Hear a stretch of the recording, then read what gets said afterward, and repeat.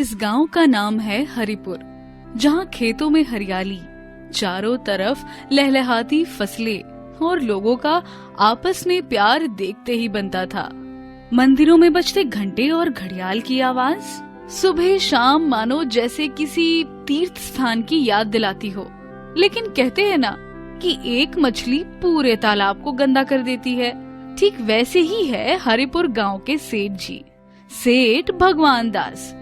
इनका नाम तो है भगवान दास, लेकिन भगवान में इनका थोड़ा भी विश्वास नहीं था। वो इतना धनवान था कि बड़ी ही आसानी से पूरे गांव के लोगों की मदद कर सकता था। लेकिन नहीं, हरिपुर गांव पर राज करने के लिए सेठ भगवान दास केवल अपनी मनमानी करता था। गांव के किसान मजबूर होकर जब भगवान दास के पास उधार मांगने आते थे, तो सेठ किसानों को उधार देने से पहले उनसे अपना ब्याज ले लिया करता था। और अगर किसी ने समय पर उधार वापस नहीं किया तो उसके पूरे परिवार को अपने यहाँ बंधक बनाकर उनसे मजदूरों का सारा काम करवाता था। वो इतना निर्दयी था कि अपने यहाँ चलने वाले कोल्हू में भी बैलों की जगह इन्हीं गांव वालों को लगाकर उन्हें खेत में चलवाया करता था। उसके इस आतंक से सभी गांव वाले परेशान थे, लेकिन करे भी तो क्या करे और जाए भी तो कहां। उनका अंतिम सहारा भी तो सेठ भगवान दास ही थे। इसी गांव में रघु और रामरती नाम के पति पत्नी रहा करते थे। बीते कुछ दिनों से दोनों बहुत परेशान थे। इस तरह हाथों पर हाथ रखकर बैठने से क्या होगा जी? कुछ उपाय करो। घर में खाने को एक ढेला तक नहीं है और खेतों में बुवाई का समय भी निकला जा रहा है। इस तरह से तो हम भूखे ही मर जाएंगे। क्या करें, कुछ समझ ही नहीं आ रहा है। अब तो बस एक ही सहारा बचा है, सेठ भगवान दास। वो तो भगवान के नाम पर भी कलंक है। दुष्ट राक्षस, उसका तो कभी पेट ही नहीं भरता है। मैं क्या कहता हूँ, अगर तुम साथ चलो तो तुम्हारी ये दशा देखकर शायद उसे तुम पर कुछ तरस आ जाए। हाँ, अब तो बस यही बचा रह गया है। पति पत्नी दोनों न चाहते हुए भी सेठ भगवान दास के पास जाने लगते हैं। सेठ के घर पहुंचकर वहां का नजारा देखने के बाद दोनों घबरा जाते हैं। चलो वापस चलते हैं, इससे अच्छा तो हम भूखे ही मर जाए। घबराओ नहीं, चलो अंदर चलकर देखते हैं। ऐसे अंदर कहाँ घुसे जा रहे हो? वो हमें सेठ जी से मिलना है। हम इसी गांव से हैं। ठीक है, चलो मेरे साथ। नौकर उसको लेकर सेठ जी के पास जाता है। सेठ जी, ये दोनों आपसे मिलना चाहते हैं, इसलिए मैं इन्हें यहाँ ले आया। बताओ क्या चाहते हो? भगवान स्वयं तुम्हारे सामने है। सेठ जी, मेरी पत्नी पेट से है और घर में एक पैसा भी नहीं है। बुआई का समय भी निकला जा रहा है।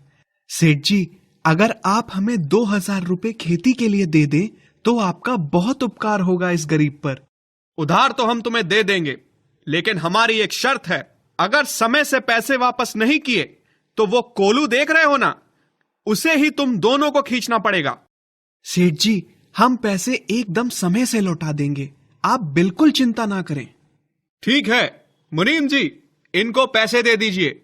और हाँ, चिंता हम नहीं करते, अब से चिंता तुम करना। जी सरकार। रघु और उसकी पत्नी सेठ से पैसे उधार लेकर अपने घर आते हैं।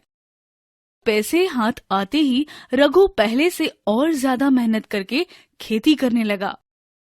वो खेती के साथ साथ अपनी पत्नी का ख्याल भी रखता था। कुछ दिन ऐसे ही बीत जाते हैं।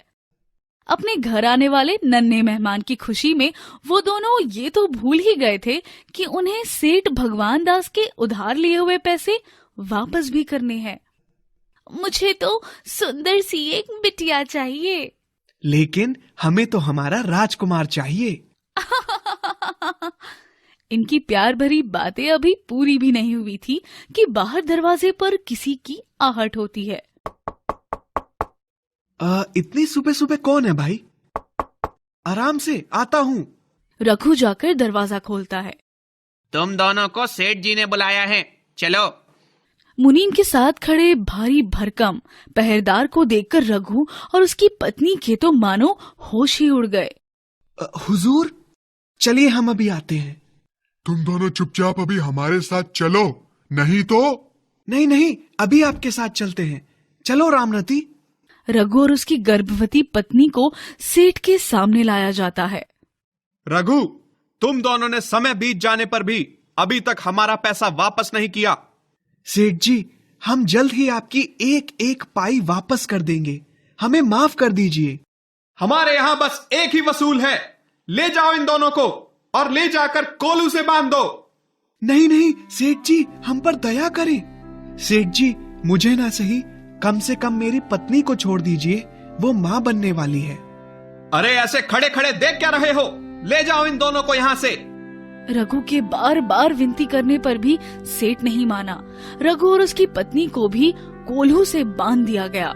एक तरफ जहां सेठ भगवान दास की बेरहमी और अत्याचार से हरिपुर गांव की जनता त्राही त्राही करने लगी थी, तो वहीं दूसरी तरफ अब नगर में चारों तरफ सूखा पड़ जाने से अकाल की स्थिति आ गई थी।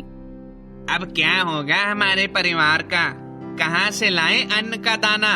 अब तो लगता है भूखे ही मरेंगे हम सब। पता नहीं हमारे गांव पर किसकी बुरी नजर पड़ गई है। तभी गांव के उस रास्ते से एक साधु महाराज जा रहे होते हैं। प्रणाम गुरुदेव। कल्याण हो वत्स, हमें बहुत जोर से भूख और प्यास लगी है, कहीं कुछ मिलेगा बेटा? क्षमा करें महाराज, हमारे गांव में अकाल पड़ गया है, सब लोग भूखे मर रहे हैं। तो क्या हमें कहीं कुछ नहीं मिलेगा? बस एक ही जगह है, सेठ भगवान दास, लेकिन वो बहुत बुरा आदमी है, आप वहाँ ना जाएं। हम तो फकीर हैं बेटा, हमारे लिए सभी एक समान है, तुम्हारा कल्याण हो।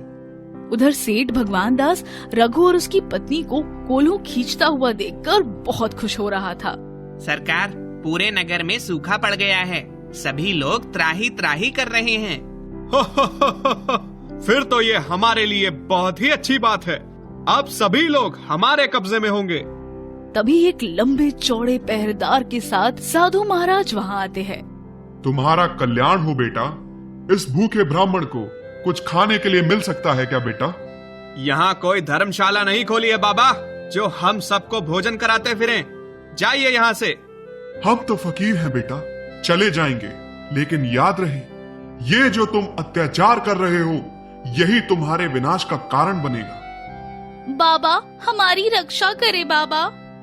ऊपर वाले को याद करो बेटा, हम सब की रक्षा वही करेगा, सुख हो या दुख, सब उसी की माया है।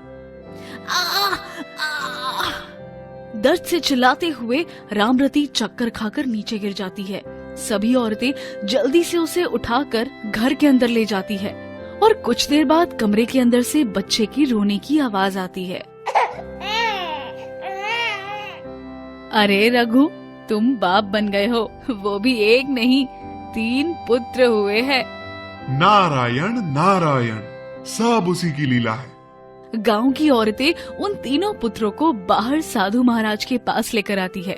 उन तीनों के माथे से चमकता हुआ तेज देखकर ऐसा बिल्कुल भी नहीं लग रहा था कि वो कोई साधारण बालक है। महाराज, आप आशीर्वाद दे। इन सब का कल्याण हो। सभी लोग काम छोड़कर बच्चों को देखने के लिए भीड़ लगा लेते हैं। अब तो सेठ भगवान दास के सब्र का बांध टूट गया था। वो तुरंत उन 3 बालकों की तरफ जाने लगता है। बच्चे को हमें दो और तुम सब जाकर अपना काम करो। सेठ जैसे ही बच्चों को लेने के लिए आगे बढ़ता है, उन बालकों के माथे से चमकता हुआ तेज देखकर सेठ की आंखें चौंधिया जाती है। उसे कुछ भी नहीं दिखाई दे रहा था। वो डर के मारे चिल्लाने लगता है। नहीं, ये मेरी आंखों को क्या हो गया? हमें क्षमा करें साधु महाराज, हमें माफ कर दीजिए, हमें कुछ दिखाई नहीं दे रहा है, कुछ कीजिए महाराज। भगवान दास, केवल नाम रख लेने से कोई भगवान नहीं बन जाता है। हमें हमारे सभी कर्मों का हिसाब किताब यही मिलता है। क्षमा तो तुम रघु और उसकी पत्नी से मांगो, इसी में तुम्हारा कल्याण है। हमें क्षमा कर दो रघु, हमें माफ कर दो बच्चों, हम अब किसी पर कोई अत्याचार नहीं करेंगे। बच्चों को स्पर्श करते ही सेठ की आंखें फिर से ठीक हो जाती है। सेठ की आंखें ही नहीं, अब तो उसका हृदय भी परिवर्तित हो गया था। उसने सभी किसानों को कर्ज मुक्त तो किया ही, साथ ही गरीबों के लिए धर्मशाला भी बनाया। जहां उन सभी को भोजन कराया जाने लगा।